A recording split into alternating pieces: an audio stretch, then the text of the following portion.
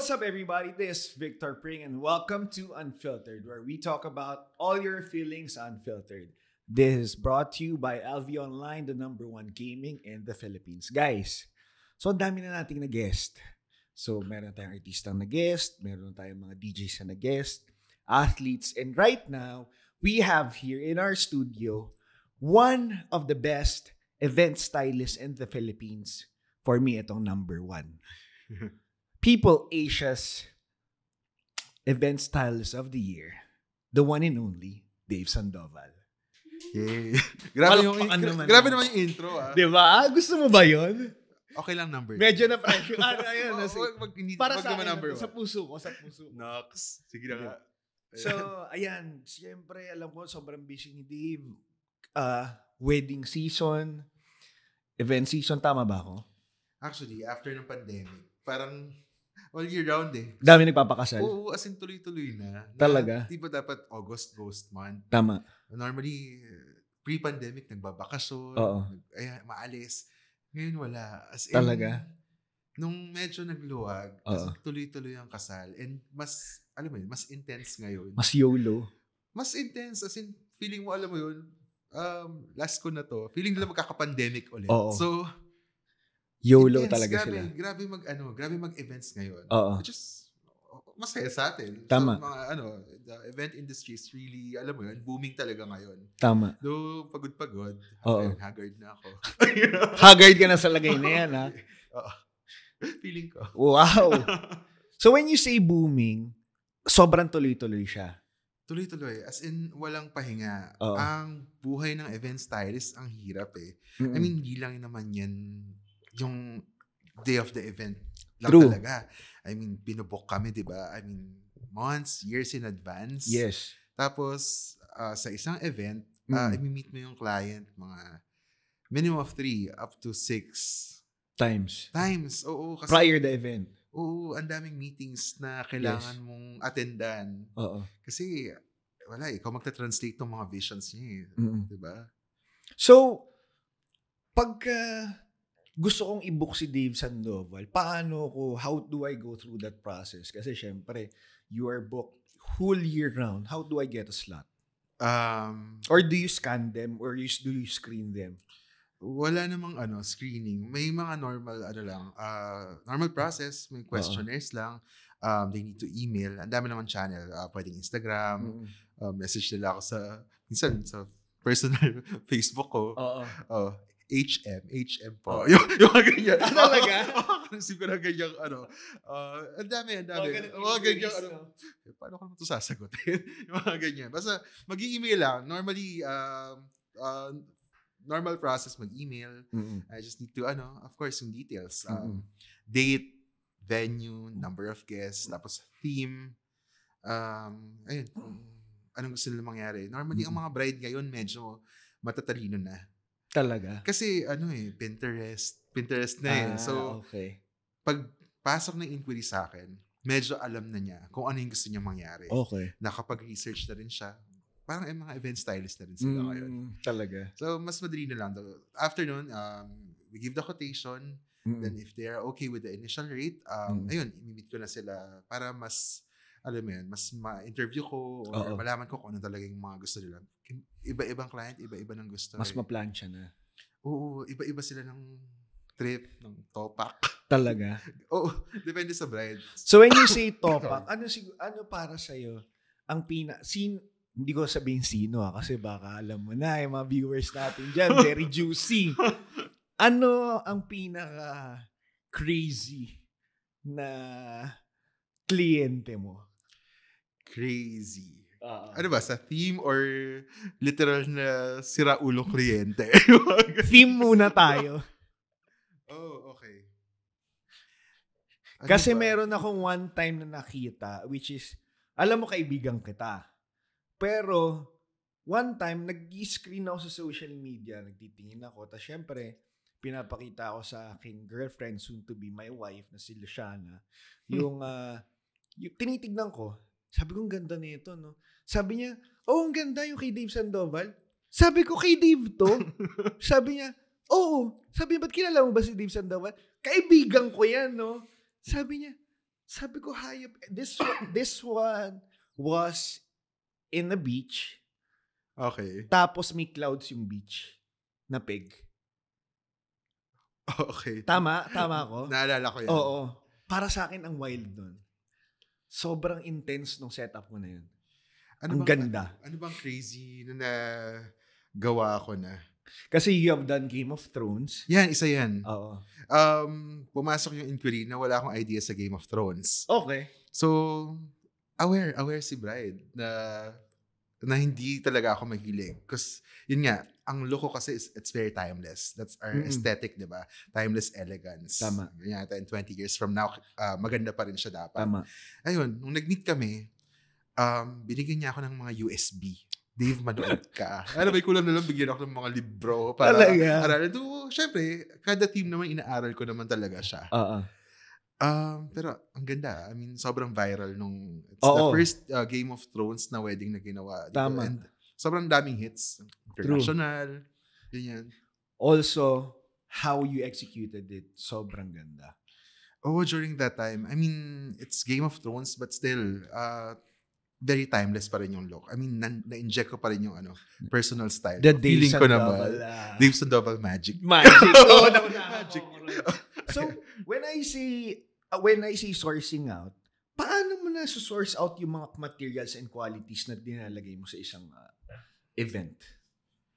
Ano talaga research talaga Talaga? I mean, sobrang limited din ng materials natin. Since yun nga, if you're doing a thematic event, kailangan talaga, like, kunyari yung Game of Thrones, kikawa ka na mismo, nung throne na yun. Oo. So, ang hirap. I mean, I have artists naman, pero nakailang revision din kami.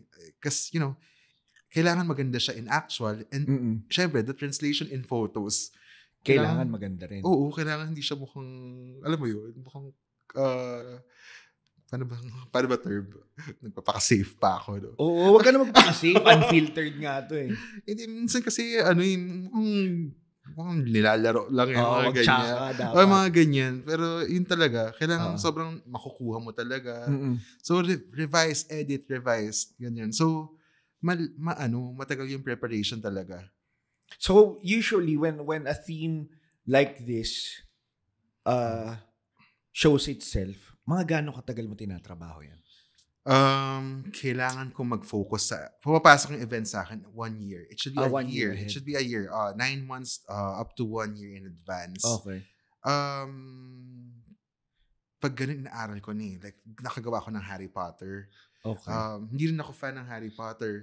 Pero, nung nag-fly ako pa Europe, yun ang pinapanood ko sa plane. Tama. Kasi nung nanonood ako, so pagdating ko medyo, okay na. Medyo nakukuha ko na. Tapos, medyo malaki rin yung influence ng music sa akin eh.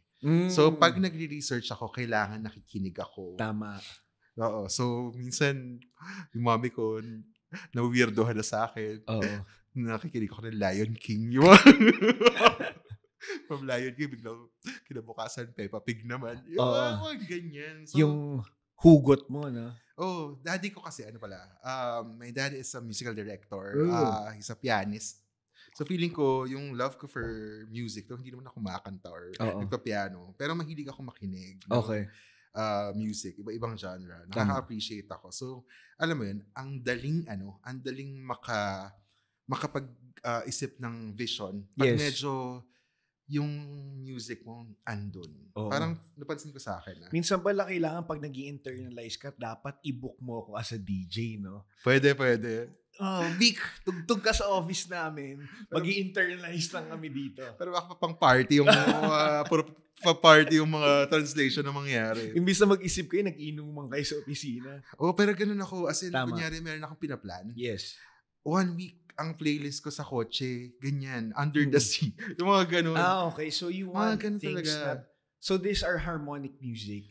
Oo. I mean, kung ano yung theme, medyo ganun ako. Kunyari, this weekend gagawa ako ng medyo classical or Phantom of the Opera. Yes. Ang mga nagpe-play na sa akin, that's all I ask. Mga ganyan. Ewan ko ba kung bakit na ako lang ba to or... No, I think you're really... Because your dad is a musical director, you are an artist as well. But instead of music, your art is your designs. ayun nga, basta kailangan pag nagsisearch ako ng references, kailangan may napapakinggan akong music na related dun sa gagawin ko. Tamang-tama. Actually, alam mo siguro pagka gumawa ka ng isang music festival, matindi. Tomorrowland. Ay, mga ganyan. Diba? Pero alam mo minsan, pag sobrang pagod na, ang hirap eh. Ang hirap pa rin pumasok sa utak mo pag ganyan. Kasi iba-iba eh, di ba? Hindi ka naman, like, ngayon, gagawa ka ng classic, the following day, gagawa ka ng wedding, the following day, bigla kang makikidi party. Tama. So, alam mo yun, sobrang naaalog-alog na yung utak mo talaga. Tama. Pero, alam mo yun, at least medyo kinakaya ko pa rin. Yes. Nakaka-relate pa rin ako sa kada event na ginagawa ko talaga. Yun naman siguro yung okay sa akin. And for you, since nabanggit mo nga yung pagod and basically exhaustion from creating, because you're a creator, you're a designer, you're an artist. For you, paano mo hindi, besides listening to music, paano ka hindi na burn out? Oh, paano ba? Hirap na tanong yan eh, no? Kasi to be honest, nakaka-burnout talaga. Oo, kasi syempre, basically, when people ask you, do your passion, and you're doing your passion, and minsan, nakakapagod din talaga. Wala eh. Alam mo yun, focus lang talaga eh, sa client eh. And alam mo yun, ang thinking ko talaga palagi na first event mo yan. Ganyan pa rin ako hanggang ngayon. Beautiful. Na, alam mo yun, ang maganda kasi sa ginagawa natin is ano ba? Ano na to eh, first, diba? I mean, like for weddings. Yung bride, sobrang... One time only. Oo, sobrang bata pa lang siya. Nag-dream na siya. Nag-dream na siya dito sa isang araw na to. Yes. So, syempre, pag nasira yun dahil sa akin, syempre, isusumpa niya ako buhay niya. Yung mga ganyang level.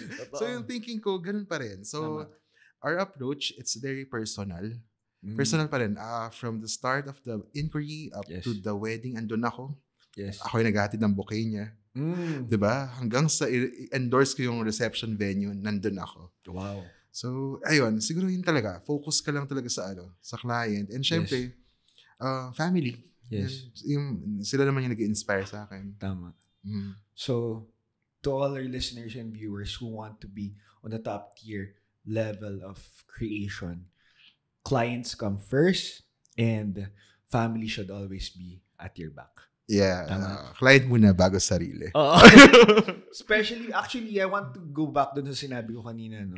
Na exhaust. Kasi baka biglang mamali nung ibang tao yung pagkakarinig dun. So when I say, minsan napapagod kasi ginagawa mong art, that's normal pagkatao ka. But sometimes when you do work na it's your first time always, doon ka ulit nabubuhay eh.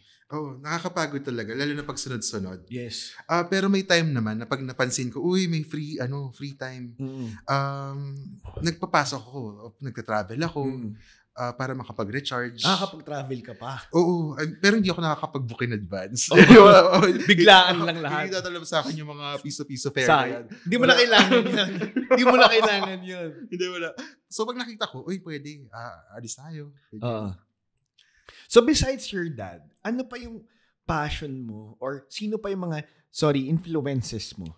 Okay, bukod sa music, ang naging ang naka-influence talaga sa akin dito is my mom. Growing up, siya talaga yung siya talaga yung mahilig mag-ayos. Okay. I mean, bata pa lang ako, yung bahay namin. Yes. She's into interior. Though hindi naman siya interior designer. Ang magaling ng mami mag-interior design. Siya? Feeling-erang interior designer. So every New Year, every Christmas, every Valentine's, iba-iba talaga. Nagpapalit yung theme yung bahay namin. So ayun yung kinalakihan ko. So ako yung bunsong anak eh. So, bata pa lang ako, pag namimili ang mommy sa SM, laging ako yung kasama niya. So, laging ako yung tinatanong, Dave, maganda ba to? So, for summer, puro sunflower yung bahay. May spring sa bahay namin. Kahit wala naman spring dito sa Pilipinas. So, yun yung kinalakihan ko. Oo. Siya talaga yung nag-influence sa amin. Actually, sa lahat ng bagay. Yes. Ang mommy, gusto niya laging maayos lahat. Yes. Magsisimba lang kami. Kailangan ayos na ayos. Talaga. Oo, mas bongga pa kami dun sa anak ng barangay captain sa lugar namin. Basta ganoon, kailangan ayos na ayos. Very, prim and proper. Okay. Namin. So, ayun, na-apply ko naman. Hindi ko sure kung hanggang ngayon. Hindi. Kailangan mo minsan na magpahinga. Ayan, pero ayun, kailangan mamimili ka lang, kailangan nakaayos ka. So, yun naman yung as in lahat planchado, ganyan. Hindi ako makakalabas na may lukot yung damit ko. So, siya talaga. And ayun nga, ang hilig niya mag-floral arrangements, ganyan. Tapos, yung lolo ko kasi, he's the first PPC or Parish Pastoral Council President.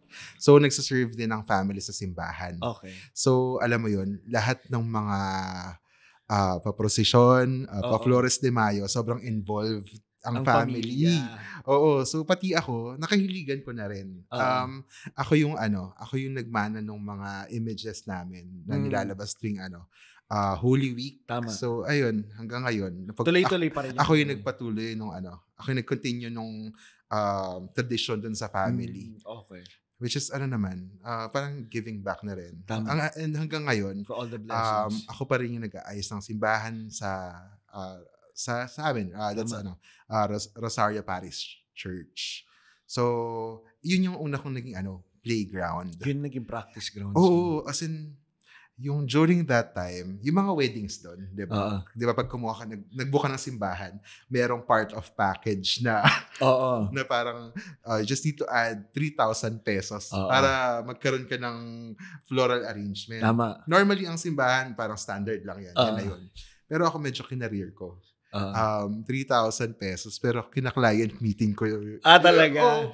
What team do you want? Ganyan pa ako. What team do you want? So, nag-iba-iba. Mga ilang taong ka nito? I started 2008. 2008. Ang first event ko is my sister's wedding. Okay. So, mabilis lang kasi yung planning ng wedding ng ate. Nag-rely lang ako. So, since may idea na naman ako sa Bulaklak, sabi ko, sige, tayo na yung gumawa. Ganyan. Bumili ko ng first Wedding Essentials magazine. Tapos yun lang yung kinascan ko. Tapos, syempre, pag nagsasimula ka naman, gagayahin mo yung mga pegs na nandun or it will be an inspiration sa gagawin mo. Yes. So, yun. Sobrang naging interesado ako nung nabasa ko yung magazine na parang, okay pala, no? Parang may calling. May ganitong mundo pala. Parang binubulungan ako. Mag-event stylist ka, ganyan. So, nung nabasa ko yun, tapos ginawa ko yung kasal ng sister ko. Yes. After nun, kinasal yung cousin ko, friends of friends. Yes. Ayun, hanggang sa tuloy-tuloy na. Tuloy-tuloy na. Pero during that time, wala naman din talaga. More on talaga, passion lang, wala akong kinikita. So prior the events, ano yung first job mo? Nag-first job ka ba? First job. After school, nag-BPO ako. As a customer service representative. Parehas tayo. Talaga? Parehas tayo. Anong kumpanya? Ayoko sabihin. So, pwede mo wag? Wag na natin sabihin yun. Hindi, sige. Nag-local account ako. Local? Nag-local muna ako. Tapos nag-international. Both assisting, telecom. Okay, telecom. Sa akin, Amazon. Okay. Ayan. Parehang telecom. So, either Smart or Globe. Ganyan yung una.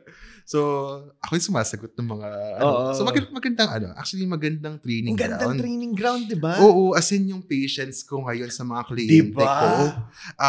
Dun ko... Yung pakisama sa mga boss. Oo, di ba? As in, yung pag inis ka sa clients mo, ganyan, hindi ka mabilis Tama. sa kanila kasi na-train ka. Yes. Na may mas mga grabe pang magalit na client. Tama. And would you agree with me na BPO is one of the most underrated jobs? Actually, talaga. Oo naman. Diba? Mahirap ang sobrang hirap niya. So after the BPO, yun na yun, nag-events ka na. Actually, pinagsabay ko yung events. Raketera ka na. Saka yung BPO. Ang shift ko, Graveyard ka ba? Graveyard ako. Okay. 6 p.m. hanggang 3 a.m. Oo. So, sa umaga, nag-meeting ako ng client. Oo. Nag-ocular ako. Tigas na mo ako, nag-ocular pa ako sa Tagaytay. Wow! Tapos, pupasok ko, 60 ba yung shift ko? Dumating ako 9. Oo, syempre. Oo, Sayang yung Tapos, dinadala ako Starbucks sa TL ko. So, Ganyan. So, ayun. Pinagsabi sayang ko siya. yung araw Pinagsabi ko siya. Tapos, habang may kausap ako, nagbabrowse ako ng mga works ng event stylist. Ganyan. Sinasabi ko so, when did you, parang sinabi mo sa sarili mo na, when did you decide na, okay, I'm gonna go all out. I'm gonna pursue my passion. Eto na. Kasi noon kasi parang, talaga more on passion lang talaga siya.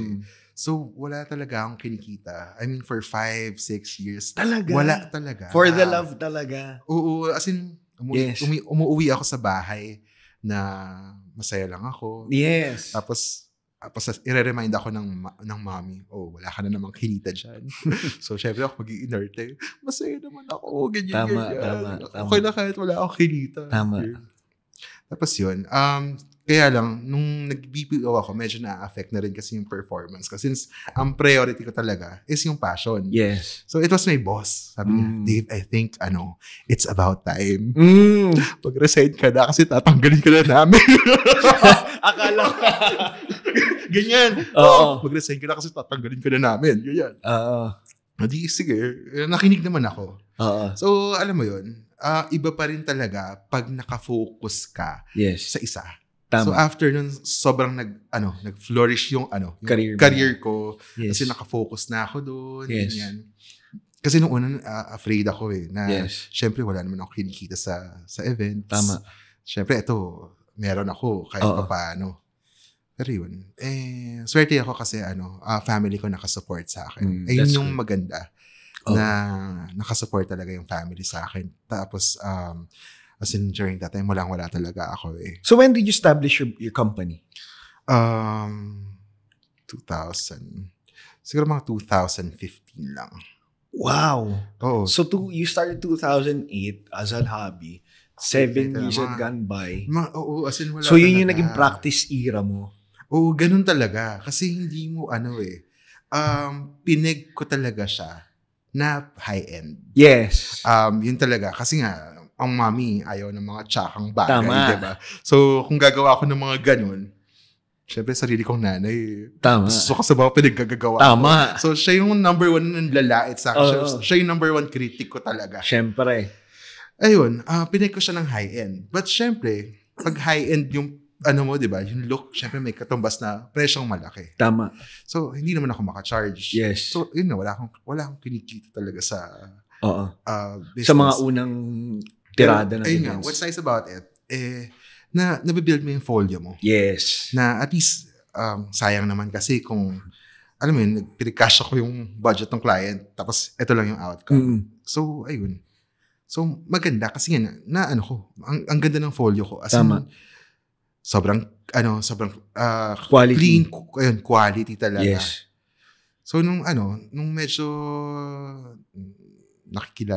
medyo nakikilala ka na, ayun, at least nakaka-charge ka na ng tama. Ganyan. And alam mo, nag-start ka dun sa sa tama talaga. Tama. Na na-establish mo yung brand mo. Yes. Nagganon. Tama.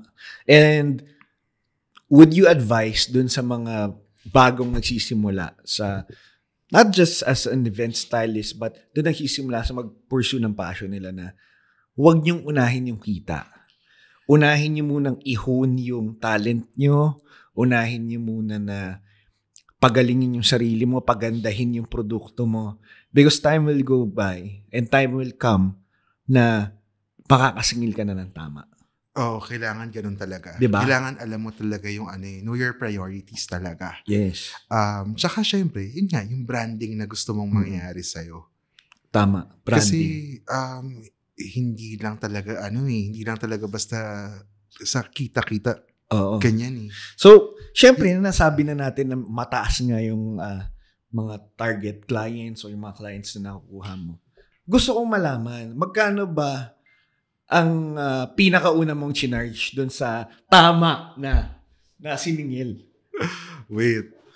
Hindi ko na maalala yung year eh. Pero parang ano pa yun less than 100,000. Talaga? Sobrang saya ko na nun. Talaga? Oo, kasi... No, I think this was way back 2015, 2013. Mga 2013. 2013, Dave, yung 100K nun, parang sa panahon ngayon, mga 200, 300,000 na yun. Oo, mga ganyan. Sobrang saya ko na nun. Na siguro, pag mga ganyan, nakakasigil ako ng 80,000, kumikita lang ng mga, swerte na kung 10,000. Yung mga ganyan. Tama. Pero ako kasi talaga, translation talaga ang ano ko, habol ko. Gusto mo talaga. Gusto ko. Oo, pag pinost ko sa Facebook. Tama. So, maging maganda yung event. Talaga. Sino yung first celebrity client mo? Okay. First ko, medyo nagmamark, it was Chris Aquino. Wow! Di ba, kailan ba yan? 2013. Alam mo yung era ni Chris TV era. Oh. Alam mo yun, yung tipong lahat ng puntahan ni Chris.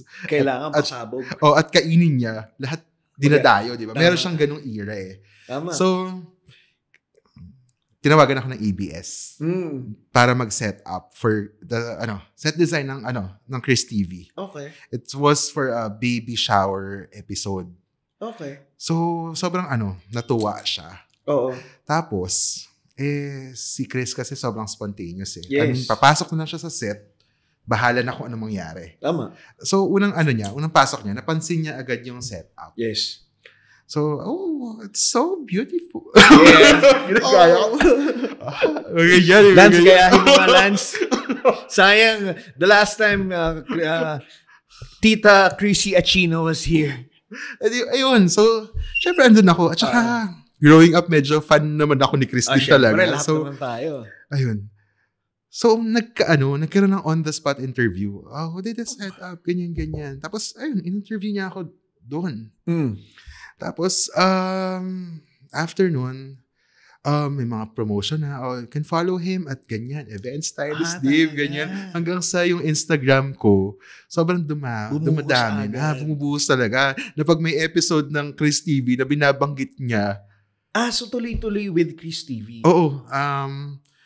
May time talaga na tuloy-tuloy talaga. As in, minsan sa bahay niya, kung saan siya magpunta, ganyan. Okay, Sobrang thankful ako kay Miss Chris din. Kasi nakatulong din siya sa career ko na mas makilala ako. Saka sa ABS. Yes. Ngayon, ginagawa ko na yung mga balls nila. Yes, kung saan tayo nakita last time. Yung mga ganyan.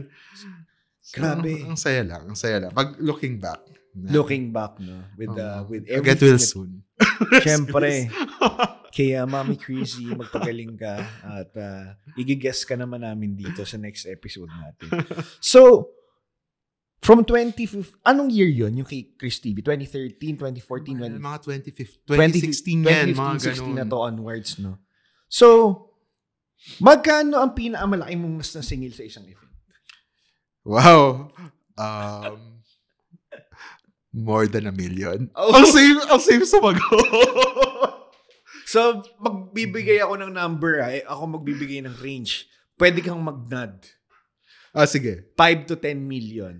Wala pang ganyan. Wala pa? Hindi ako ganyan kasi sobrang mahal. 3 to 5 million. Mga around 3. Pwede. Pwedeng ganun. Not bad. On that range. Not bad pala, no? Oo naman. Yung iba. Lance, pwede ka na magpakasal. Kailangan mo muna ng 3 million. Ay, hindi naman. Kahit mga 1. Maganda na yun. So, syempre, for our listeners and viewers, syempre, dun sa mga gustong magsimula na wala pa silang idea, paano ba ang isang trabaho ng isang event stylist? Okay. Mahirap. Ayaw mong inspire. To be honest, mahirap siya. Yes. And yung investment mo kasi iba eh. I mean, gagawa ka ng ng event eh. I mean, minimum of 100 to 150 and up. Yes. Like ngayon, yung mga ginagawa ko, mga malaki na ulit yung mga events eh. 500 na. So, you have to invest sa gamit. Yes. You have to invest sa mga gamit. Sa mga vases. Yes. Sa mga candle holder, ganyan. Oo. Tsaka, full production. Warehouse. Oo, warehouse. Dati nga, nung una, bahay lang namin. Pagkagising ko, dyan na yung mga puno sa harapan ko. Ganyan. Ayun, kailangan mo talaga mag-invest. During the time na nagsa-start ako, ngayon kasi nauso na yung mga rental company. Okay. So, lahat ng kailangan mo, in just a snap, orderin mo lang. Pero nung time namin, dapat nasa warehouse mo lahat. Hindi. Bibilin mo talaga. Pumunta ka ng... Kaming mga event stylists, pag may stock na dumating sa Mega Mall, sa Landmark, or kung saan man, nag-aabang na kami. Yung sa Manila, yung laging binibilan sa may QC malapit. Dapitan. Ayun, medyo mahal pa doon. Talaga? So, pag dumating ang stock, unahan yan. Okay. Tapos, pag may bago kang gamit, ano ba, sikat ka kasi, bagay nilabas niya. Saan niyo nabili yun? Tama. Syempre, kinuha ko na lahat. So, ubus na. Wala na. Ayoko rin kasi na may kapareho eh. Tama. Yung gusto ko.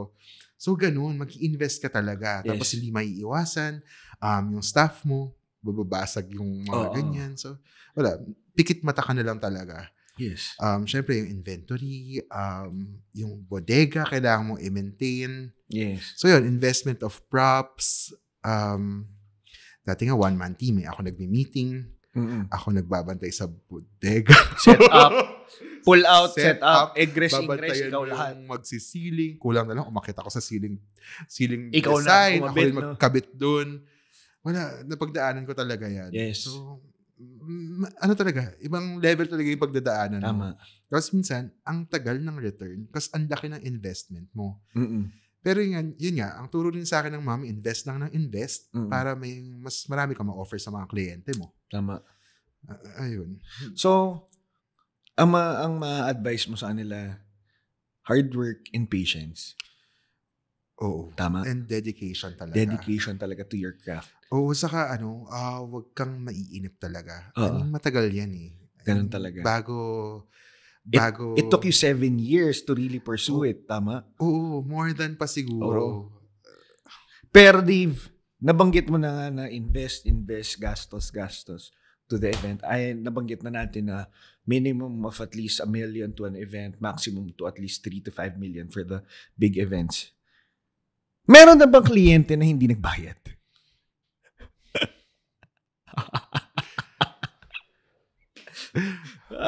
Wait lang ha. Meron pang hindi nagbabayad ng remaining balance. Yung mga ganyan lang. Though, i-remind ko na lang. Minsan kasi nakakalimutan lang ako. Which is okay lang naman. Okay, pero wala pa naman yung nag-1, 2, 3, mga 5 taon na hindi pa nagbabayad. Hindi, very strict naman ang accounting namin. Okay. Sila na bahala rin. Payment terms kasi, it's 50% down payment upon contract signing. And then the remaining balance should be settled 2 weeks before. Okay. Kasi kailangan ko nang orderin yung mga fresh flowers. So, kailangan ko nang magbayad sa supplier. Tama. So, medyo strict kami dyan. So, wala pa naman yata kami client na hindi kami binayaran. So, normally mga corporate accounts. Matagal talaga yan. Ayan. So, billing talaga yan. Bayad-bayad na rin. Antay kayo mga 2 months. Mahirap. So, ang ganda ng policy mo, no? Tamang-tama yung ganung policy. So, pagkagagawa kayo ng kontrata, make sure nyo upon contract signing 50%, tapos pre-event 50%. Pero ulit. Alam mo, Vic, meron pa rin mga client na may trust issues talaga. Talaga? Na pang tipong, I want to pay after the setup. Mga ganyan. Talaga? Oo. So, how do you deal with those people? Wala, papaliwanagan mo lang talaga. Oo. Na... Sir, di ko tatakbo pera mo kung ino mo. Hindi ako very upfront ako. Why? They have trust issues? Talaga? Oo. Para malinaw talaga. Para sabihin mo sa akin. Kasi yun nga sobrang ko talaga sa kanila kasi hands-on ka At the end of the day, syempre yung client mo kailangan mo mapasaya. Tama. Kung if you feel na medyo ayaw nila sa'yo, uuriratin ko talaga. Kasi kung nafe-feel ko na medyo ganun. Tama. Oo. Ayun naman yung ginagawa ko talaga. Alam mo, that's very professional of you. Kasi some artists would say na parang, kung ayaw mo sa akin, hindi maghanap ka ng iba. Meron nga akong client I mean, sa sobrang dami niyang gustong mangyari.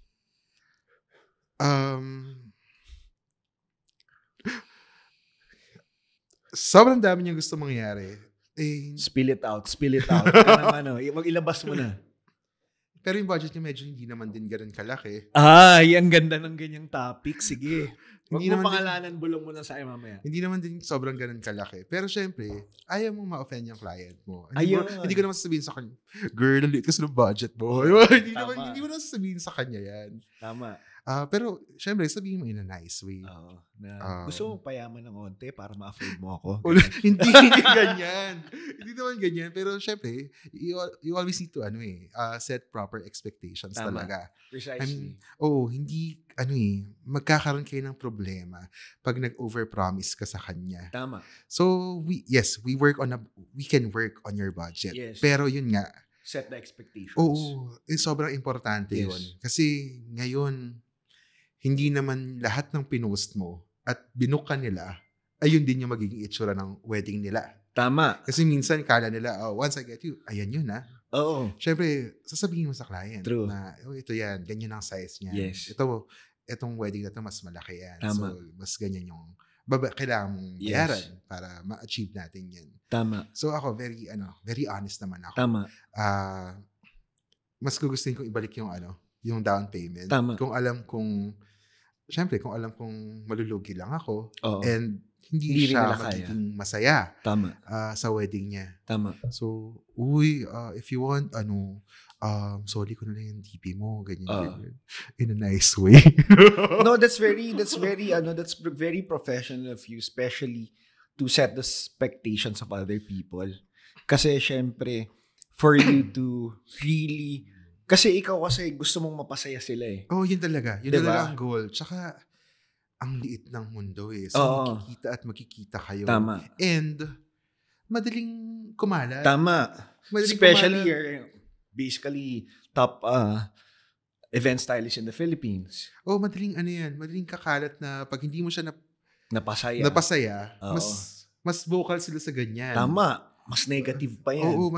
Lahat ng friends niya, wag niyo kuhain yan si ganyan. Tama.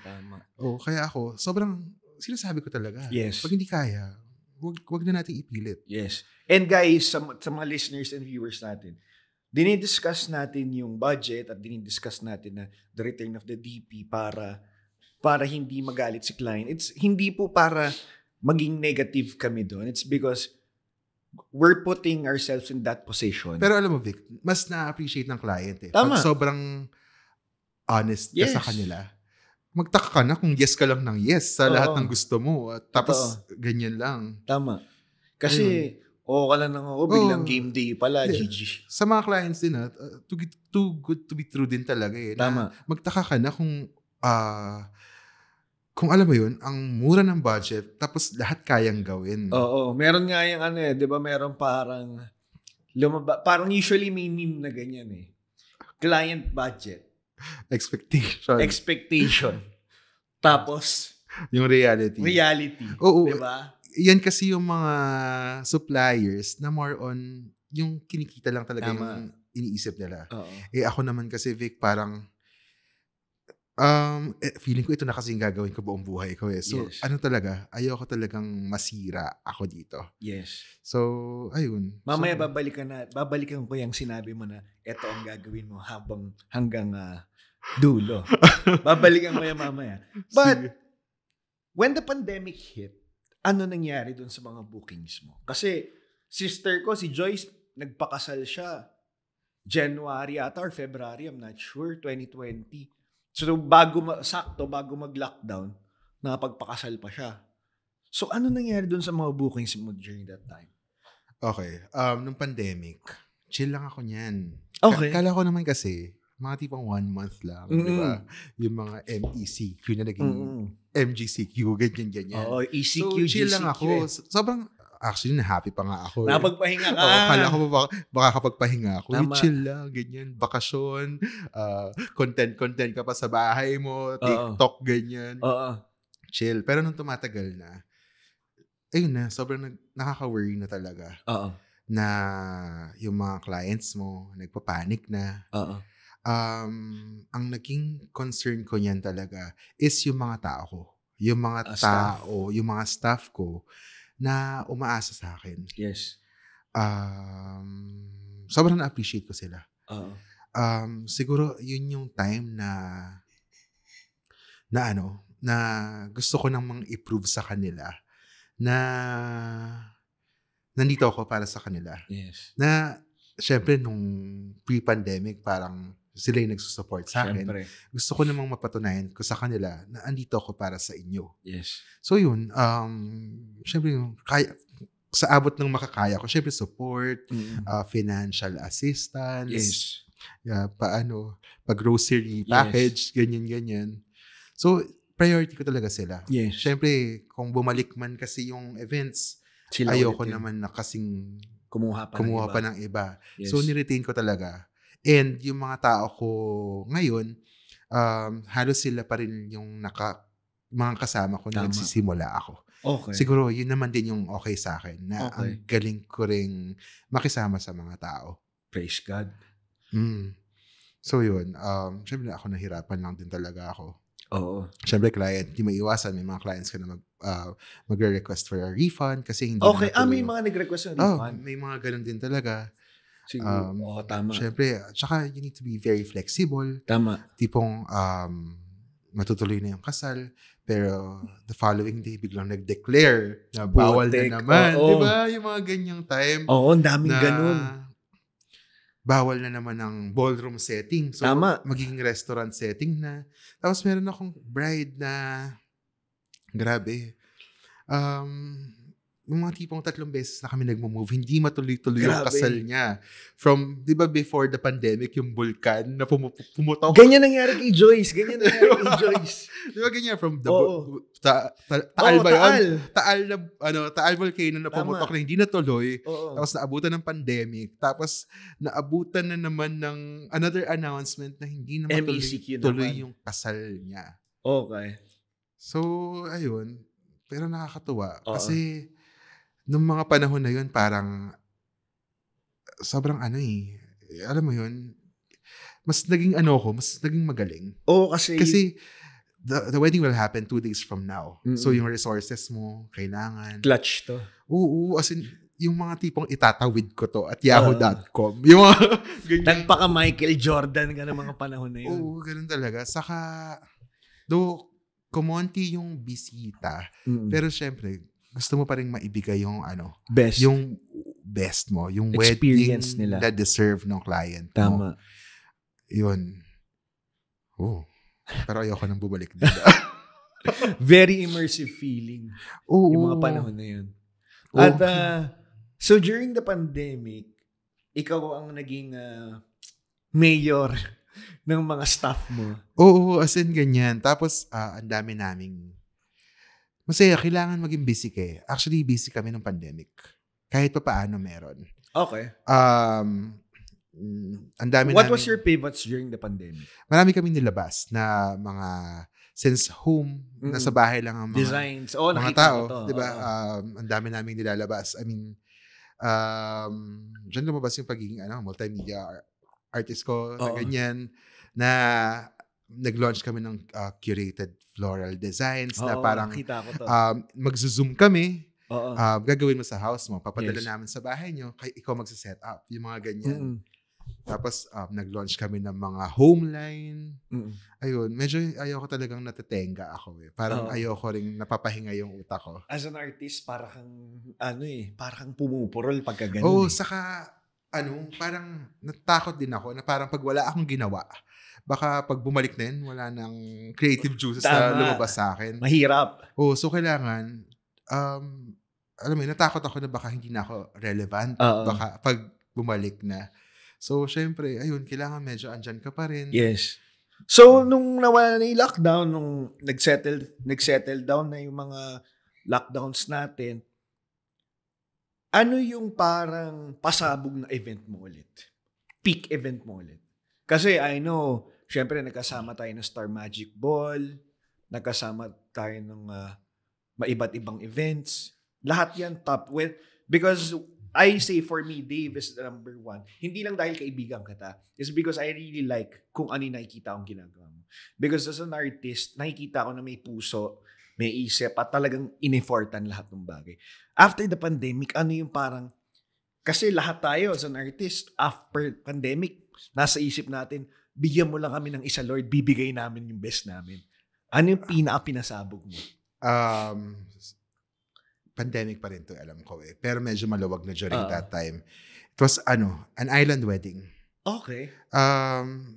It was an island wedding, pero the direction is it should be production. I mean, the normal weddings na nangyayari dito sa Manila, kailangan dalin mo doon. So, ganyan. Na kailangan mong mag-rent ng tipong 3 barge. Putik. Oo, 3 barge para dalin. Parang di na ako naniniwala sa 3 million. Para dalin yung para dalin lahat ng mga items from this point to this point. Parang alam ko na tong wedding na to. Okay. Ayun. Na, ano pa yan na-cancel pa yung wedding na yan. Talaga? Oo, naabutan siya ng another announcement. Diba? So finally, nung natuloy, syempre. Pero na-news pa nga tong wedding na to eh. Wait lang. Tayo na lang magkakwentuhan enough eh. Basta yun. Basta yun. Intense to. Intense, pero nung Ganda na itong wedding na to. Happy naman si client. Oo. Sobra. Intense yung wedding na yun. Oo, tsaka syempre, first time ulit makagawa ng sobrang laki, and it's sobrang challenging kasi it's a destination wedding. Tama. So, wow, parang ang saya ulit pala gumawa ng malalaking kasal. So, when you say destination, gusto ko malaman, meron ka na rin bang nagawang mga events out of the country? Yeah, nakagawa na ako sa Singapore. Yes. Then, parang yun pa lang naman. Paano yun? Di ba masakit sa ulo? Hindi naman. Normally kasi, if it's a destination wedding, ang direction is medyo simple lang. Okay. Medyo mas intimate siya. Hindi siya yung super production na pati ceiling pupunuin mo. So, more on florals lang sa table. Ganyan. Okay. So, hindi naman siya ganun ka-intense. Actually, na-enjoy ko siya. Really? Oo. So, if, kunyari, gusto kong mag-book sa'yo and I live outside the country and gusto kong pa-design sa'yo yun, how would that go? Kasi if it's local, 3 to 6 meetings prior. Ngayon, medyo tricky, siya, no? Medyo mahirap siya kasi yung schedule ko. Sobrang puno na. And then, kahit maliit siya, the cost nung babayad mo sa stylist, medyo mapapamahal. Tama. Kasi ilang weeks yung sasagasaan. Tama. Para ma-accommodate ko lang yung wedding or event na yon. Plus, you'll fly in with your staff. Ipa-fly ko yung staff ko. Yes. Hotel, accommodation, airfare nila. So, medyo It's pricey talaga. Medyo mahal talaga. Yes. So, ang masasuggest ko po sa inyo, if meron, I'm sure meron ng magagaling dun sa area na yun. Hindi po, magdagdag po kayo ng budget. Yun ba yun? Oo, yun po yun. Dahil syempre, if you want that Dave Sandoval magic in your wedding or your special event, you gotta pay up. Pero, since puro wedding ang pinag-uusapan natin, Dave, kailan ang papakasal? Wait lang Wala naman akong planong magpakasal. Wala pa? Wala pa? Wala namang gano'n. Wala pang gano'n. Yeah, di ko sure eh. Di pa sure? Di ko sure kung ikakasal ba ako or what. Juicy! Nagulat ka doon, no? Parang wala yan sa sa mga guide questions mo. Nastroke ako doon. Pero alam mo, I'd say na after all the weddings, after all the special events that you have created, for you to create your own, parang sobrang hirap. Siguro yan, more on yung personality ko na lang talaga. Parang ang hirap. Kasi ako kasi medyo private na ako eh. Pagdating sa sa buhay. Buhay ganyan.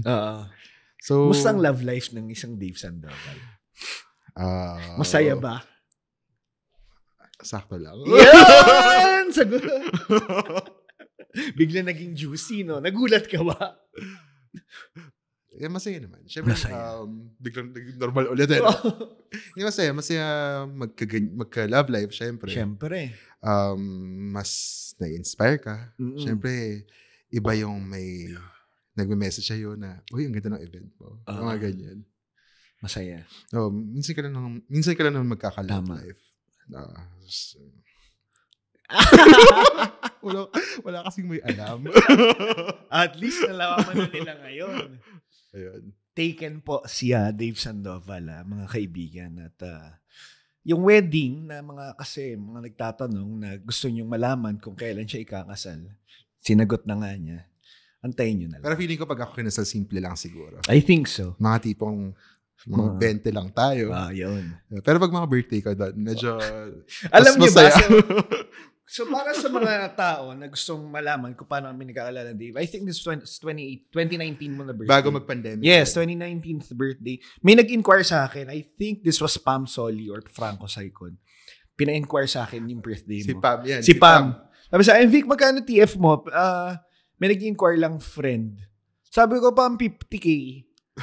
Sabi niya, okay. Sabi ko, walang tawad. Wala, hindi ko tumawag kliyente. Sipin mo yun, 50,000 di ako tinawaran. Pagdating ko, sabi sa akin, wala to, small party lang to, tayo-tayo lang. Pagdating ko doon, hanep, dalawa yung DJ's booth, dalawa yung stage, may sariling bar. Sabi ko, hanep. Ilan ang DJ nyo? Ayun, may DJ doon sa kabila, may DJ doon sa kabila. Okay, tapos habang tumutugtog kami, ilan ang MC? Tag-isa rin ang MC. Tapos, ang dami pang model sa stage. Sabi ko, sino may birthday? Ayun si Dave. Sabi ko, hanip, pakala ko pa event niya. Birthday niya pala. Oo nga, pa event niya to, tapos birthday niya. Sabi ko, okay. Then that's when me and Dave met. Ano ko yan, sobrang nilook forward ko yung mga yearly birthdays ko na ganyan. Na buong industry. Halos lahat ng friends sa industry umaattend. Tama. Yeah, sobrang nakaka-happy. Parang lahat ng tao din nilook forward yung birthday mo. Oh, masaya. Masaya naman. Pag birthday ko talaga. Kasi classic na yun. Alam mo, parang nagiging ano na nga to in the likes of Mega Ball. Tradition. Star Magic Ball. Okay, pag mga end of the month. January 1 kasi yung birthday ko talaga. Tapos normally, sineselebrate end of January. Kasi nga, pa-lean season na kunwari. Pero ngayon, good luck kung mangyari pa yan. Pero last year nga, alam mo hinabol ko pa. Feb 20 na ako nag-birthday. Talaga? Kasi nag-expect talaga sila ng party. Tama. Ayun, at least every year, nalalasing tayo. Tama. Ayun. Lasing na lasing yung birthday mo. Parang alam ko yung huling birthday mo, parang Tuesday ata yun. Lagi yan dapat mag-fall ng Monday or Tuesday. Monday or Tuesday, di ba? Tama. Mga suppliers, di ba? Kasi at least, lahat walang tao. event. Tama. So, Dave, ano ang isang masasabi mo na isang pros and cons ng isang pagiging event stylist? Yun nga, nabanggit mo nga, na yun nga, pag nag-party tayo, mga Monday na, syempre yung weekends natin, for the clients. Ide-devote talaga natin sa mga clients natin. So, medyo hindi normal yung iba yung schedule yung natin. Scheduling natin. And, dapat very mobile ka eh. Tama. I mean, anytime, wala kang oras na hindi ka pwedeng office hours. Yes. Pag nag-message yung client sa'yo, kailangan sumagot ka. Kailangan sumagot ka agad sa kanya. And ano pa bang mga yun yung mga disadvantages talaga. Though, sanay na naman din ako. Tama. And it goes with the job. Naman, pag ang mga friends mo naman, mga puro taga-industry din. They would understand. Oo.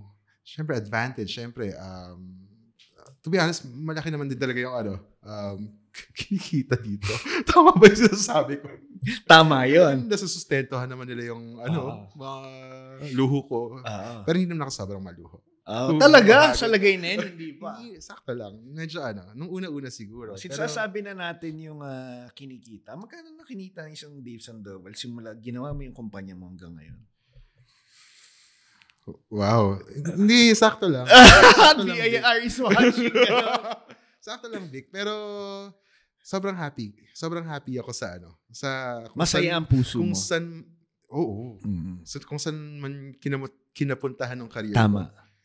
At yun ang pinakamahalaga.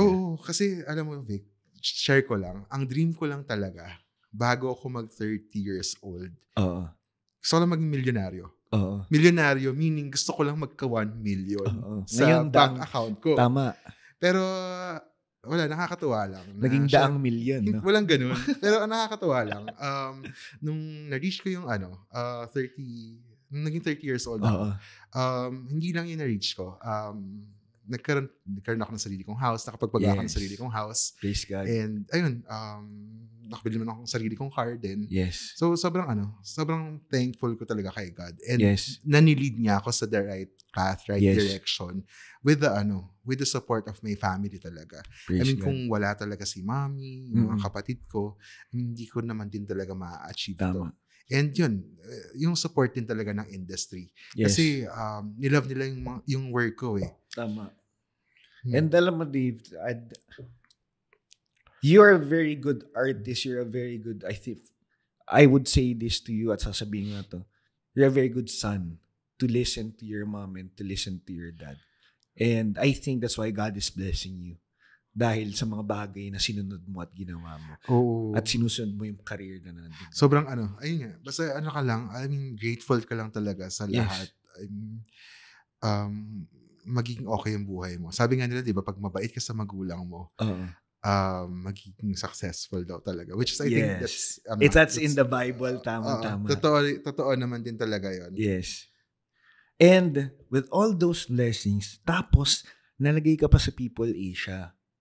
That's this year, tama? Last year. Sorry, 2020. People Who Matter. Tama. 2022. People Who Matter 2022. Anong masasabi mo doon? Ano ba? Siyempre, masaya talaga. Na siyempre, yung mga nabibigyan kasi nung award na ganun is sobrang mga big time. Elite talaga, elite. Oo, and to be part of it, sobrang humbling. I mean, alam ko naman, deserve ko naman din talaga. Tama. Kasi sobrang pinaghirapan ko din talaga siya. Pero sobrang lang talaga, nakaka-happy. Yes. And ang masaya doon is happy yung mga tao sa paligid mo sa'yo. Yun yung nakakatawa na na-reach mo tong point sa life mo na nakikita mo na ang happy ng mga tao. Tama. Sa nangyari sa career mo. Yes. Sobrang priceless nun. Na I know I took. Alam mo yun. Yes. It could talaga. Kasi alam mo na wala kang sinagasaan. Alam mo wala kang niloko. Alam mo wala kang tinapakan. At yun na nakuha mo na siya. Sarap. Pwede. Diba? Yes. So, guys, again, this is Unfiltered. I am Victor Pring. We just talked about the magic of Dave Sandoval. Maraming salamat. This is Unfiltered, all brought to you by LV Online. I am Victor Pring. Again, if you want to follow Dave Sandoval, ito na po siya.